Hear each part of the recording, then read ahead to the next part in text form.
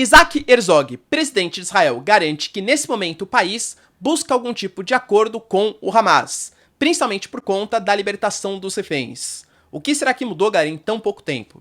Falar um pouquinho também sobre o governador do Texas, que muda suas leis regionais e torna muito mais restritiva a entrada de imigrantes, inclusive algum tipo de questão judicial pode rolar aí, vamos entender o porquê, enquanto Trump faz um discurso prometendo a maior deportação da história dos Estados Unidos e fala algumas coisas, inclusive um pouco complicadas, entre aspas, vamos colocar aí, falando de uma impureza sanguínea por conta da entrada de imigrantes ilegais.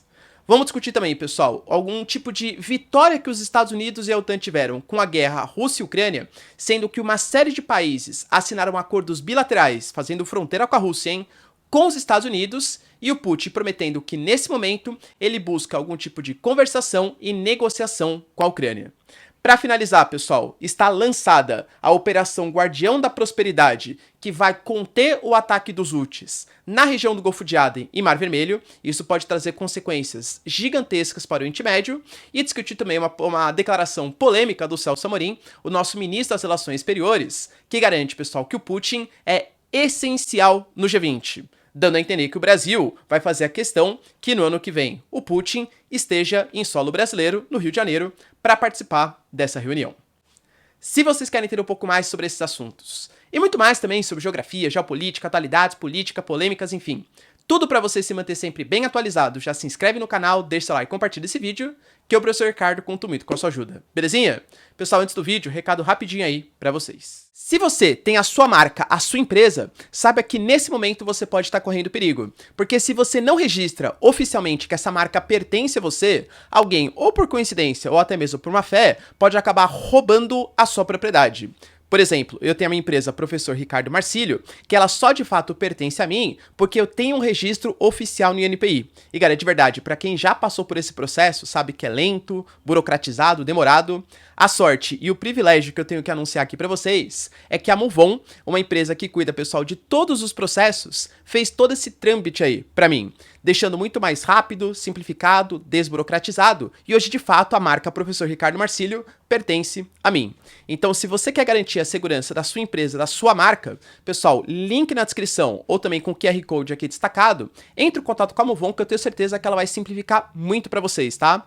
Pode contar com a Movon para sua segurança. Bom, galera, então bora lá pro vídeo, ó. Seguinte, a gente teve uma declaração oficial do Isaac Herzog, que é o presidente de Israel. Sim, Israel tem o presidente, não é só o primeiro-ministro Benjamin Netanyahu.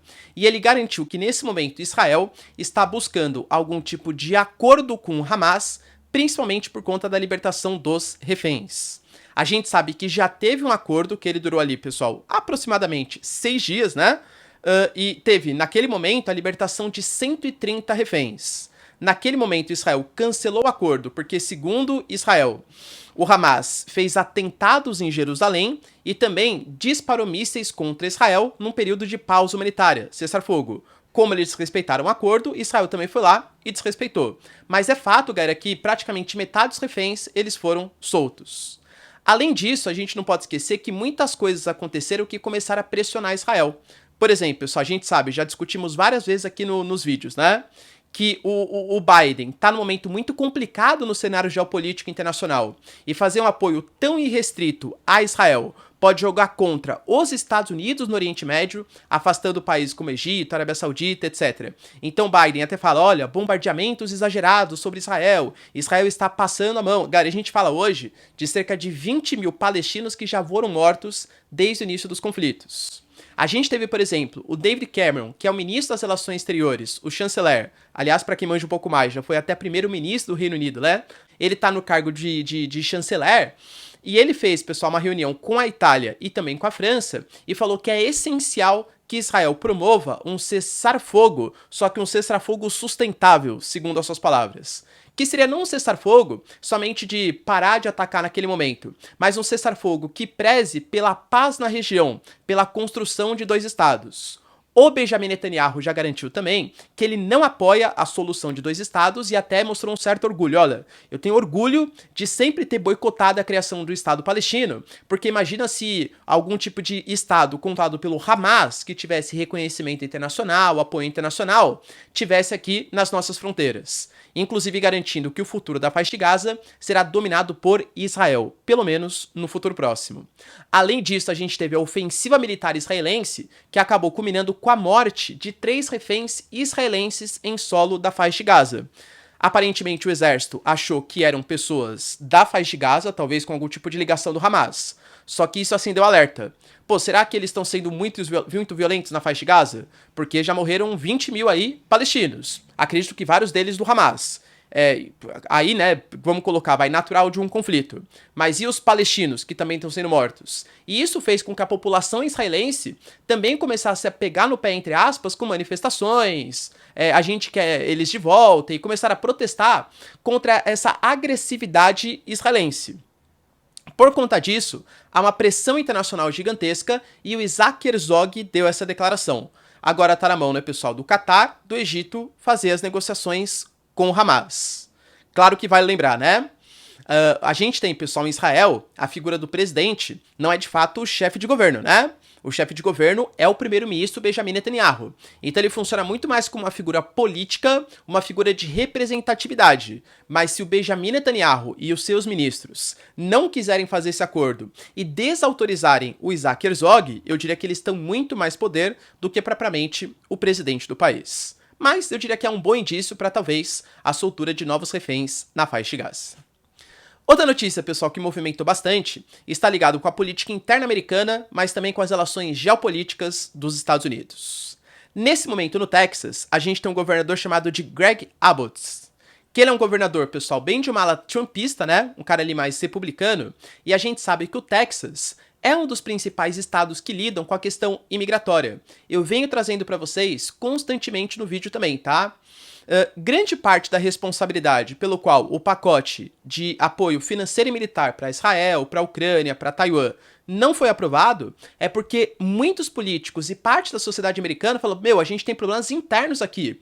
Pô, tá rolando uma crise dos refugiados. Aumentou bastante a entrada de imigrantes ilegais. E o governo, supostamente, né, segundo as pessoas que não aprovaram o pacote, fica pensando em ajudas externas e não cuida da questão migratória interna, principalmente no sul dos Estados Unidos.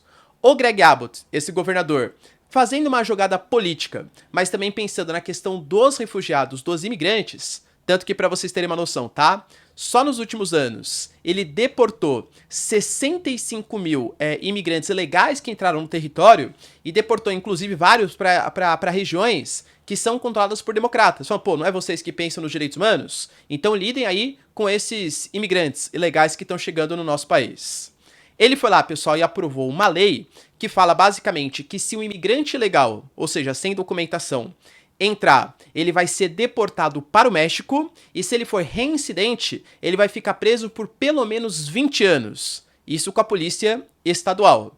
Só que temos inclusive fez críticas, tá? Olha, a gente tá fazendo isso por quê? Porque o Biden abandonou a gente, porque o governo federal abandonou a gente.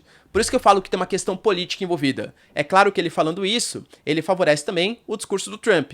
Mas é óbvio que tem uma questão social, principalmente nos estados limítrofes ali com o México, de aumento da chegada de imigrantes ilegais no país, né? Só que qual que é o problema? Geralmente esses temas de imigração tal, são temas mais federais. Galera, escuta o que eu tô falando, hein? Daqui a pouquinho vai começar uma federalização da discussão, uma judicialização da discussão. A Suprema Corte americana vai ter que deliberar se o governador tem poder para tomar esse tipo de atitude ou não. Penso eu, tá? Tô arriscando aqui, ó. Eu acho, pessoal, que os direitos humanos, os democratas e a Suprema Corte vão falar que é ilegal as atitudes que ele está tomando, inclusive da colocação, né, de colocar arame farpado na fronteira para prevenir a entrada de imigrantes. Fazendo isso, vai levantar ainda mais a discussão, poxa, há uma crise migratória e o governo federal ou a Justiça Federal não deixam tomar as atitudes. Então isso vai acabar voltando ou reverberando em mais votos pro Trump.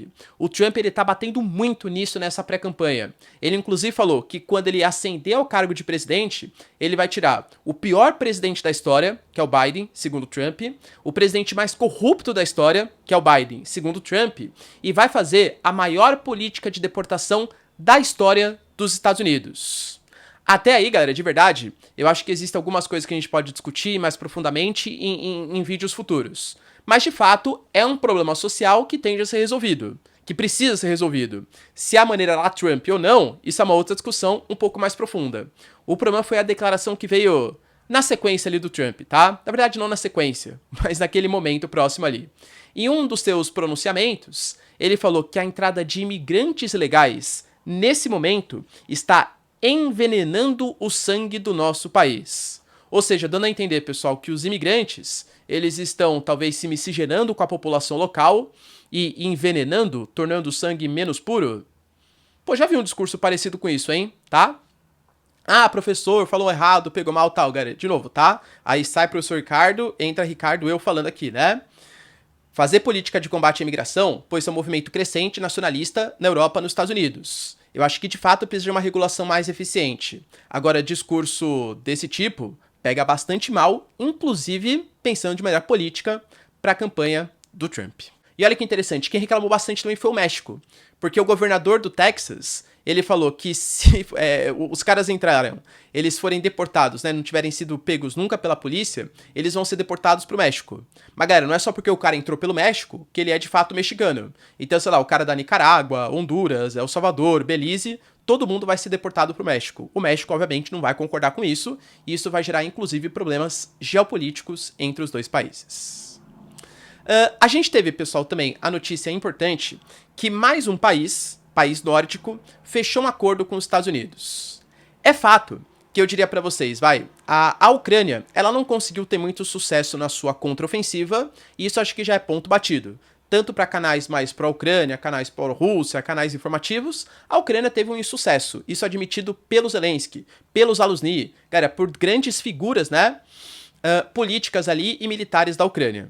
Mas falar que foi um fracasso da OTAN e dos Estados Unidos, eu diria que é meio questionável. Por quê? A Ucrânia está em vias de entrar para a União Europeia, a Moldávia está em vias de entrar para a União Europeia, a Geórgia se pré-candidatou para entrar para a União Europeia, Finlândia, Suécia entraram para a OTAN, entende? Galera, a gente tem Polônia se reforçando demais militarmente, a OTAN voltando a investir em gastos militares. Querendo ou não, a gente teve há pouco tempo atrás o Macron falando em morte cerebral da OTAN. Pô, não faz sentido ficar mantendo esses gastos militares, não existe mais esse inimigo comum e tal. Pô, acho que agora, Alemanha, Polônia, Finlândia, Suécia, todo mundo percebeu que existem inimigos e que investir no setor militar é de fato uma coisa estratégica. E não só membros da OTAN, né? O Japão, a Coreia do Sul, o mundo ele se militarizou mais. Então, sob esse ponto de vista, os países fortaleceram, passaram a respeitar mais a OTAN, e a gente teve Finlândia, Noruega, Dinamarca e Suécia anunciando parcerias militares bilaterais com os Estados Unidos. Ou seja, esses 4 países, eles anunciaram que eles vão deixar os Estados Unidos utilizar suas bases militares para fazer exercícios, treinamentos, repasse de armas e tal. Cara, de verdade, até uma análise um pouco mais estrutural aqui. Eu não acho, aí sai de novo, né, professor Ricardo, entra Ricardo Marcílio falando, que o grande objetivo dos Estados Unidos era de fato proteger o Zelensky e proteger a democracia ucraniana, porque eles gostam muito do povo ucraniano, tudo tal. Era de fato conter o avanço da Rússia, no sentido geopolítico mesmo, né, esse eixo mais oriental. Então, o que vai acontecer com o Zelensky mesmo, não acho que seja muita preocupação do Ocidente.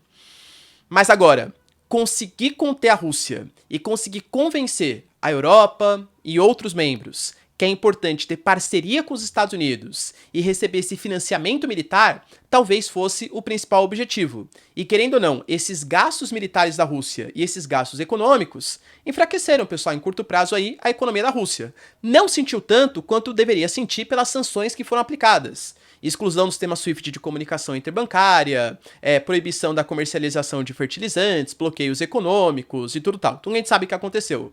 Mas feriu. Então talvez o objetivo mais importante para o Ocidente tenha sido atingido, que é esse fortalecimento da OTAN e ressaltar o papel de importância que os Estados Unidos têm, ou né, eles acham que deveria ter ali, para esses países mais fronteiriços com a Rússia. O Putin, galera, que inclusive deu declarações no sentido, colocando que nesse momento ele aceita negociar com a Ucrânia.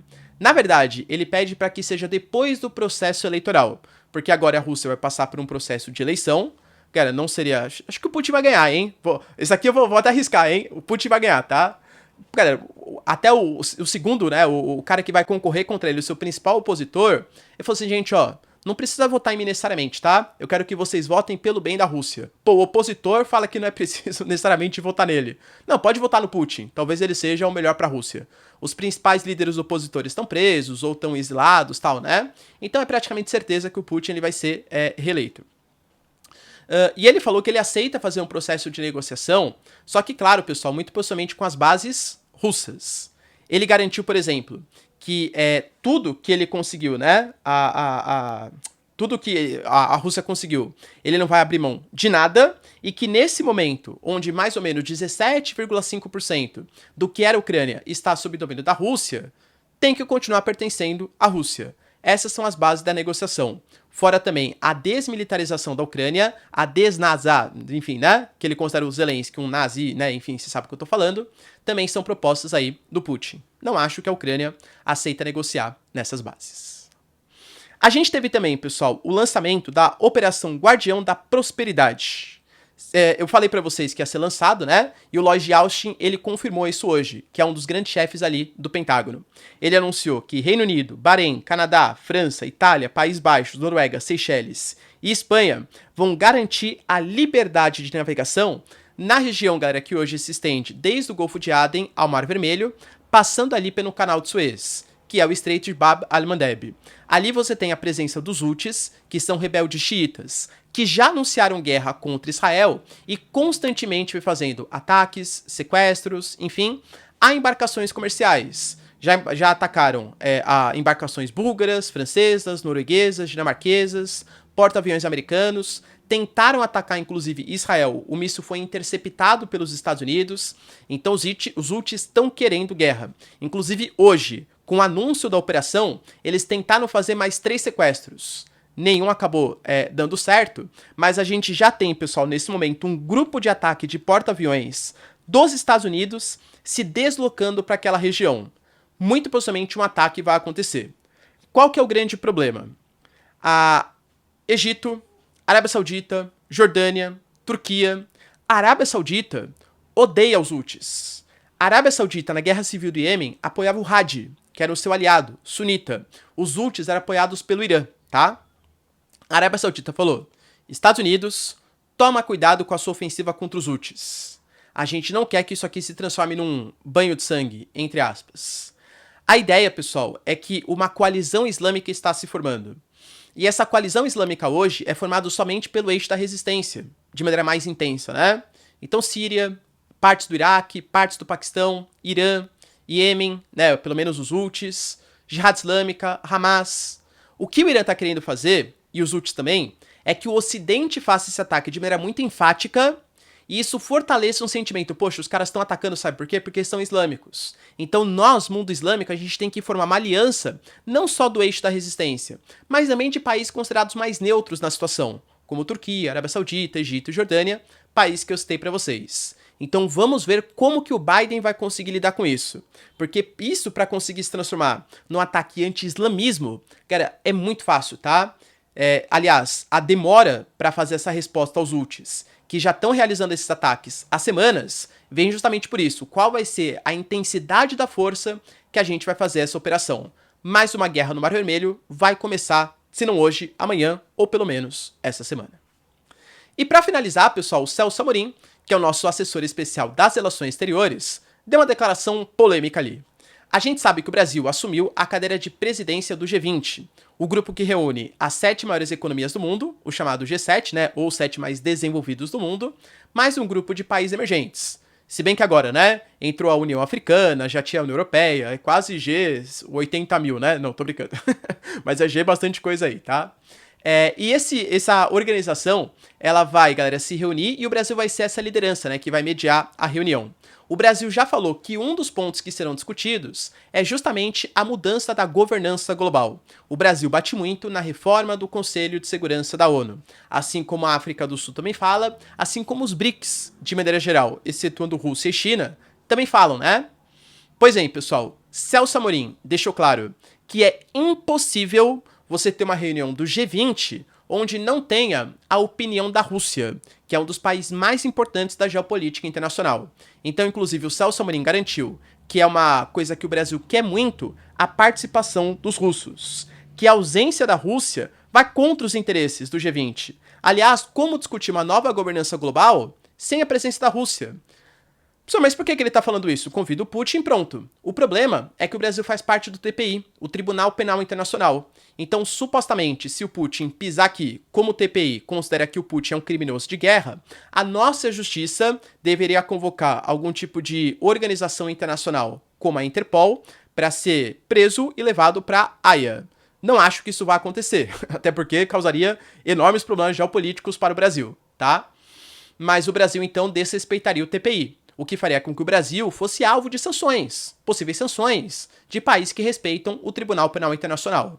O Celso Amorim deixou claro, poxa, mas o TPI nenhuma grande potência assinou, se referindo claramente à Rússia, China e Estados Unidos, que não são signatários do TPI, e que o TPI considera somente alguns criminosos de guerra e não outros, por interesse das potências ocidentais. Então deu a entender que talvez o Brasil meio que abra mão, ignore que faz parte do TPI, para receber o Putin. Professor, você acha que o Putin vai participar? Acho que não, tá? O Putin só tá indo em cenários muito confortáveis para essas reuniões geopolíticas. Participar de uma reunião onde possivelmente vai estar o Biden, Olaf Scholz, enfim, galera, os grandes, o Rishi Sunak, a Giorgia Meloni, né? Não acho que seja no interesse do Putin. Mas, mesmo assim, o Brasil alega que quer a participação da Rússia nessa organização. E aí, pessoal, Putin tem que vir aqui pro Rio de Janeiro? Deixa aí nos comentários, quero saber sua opinião. No mais, se vocês curtiram o vídeo, tamo junto, beijos, abraços e tchau, tchau.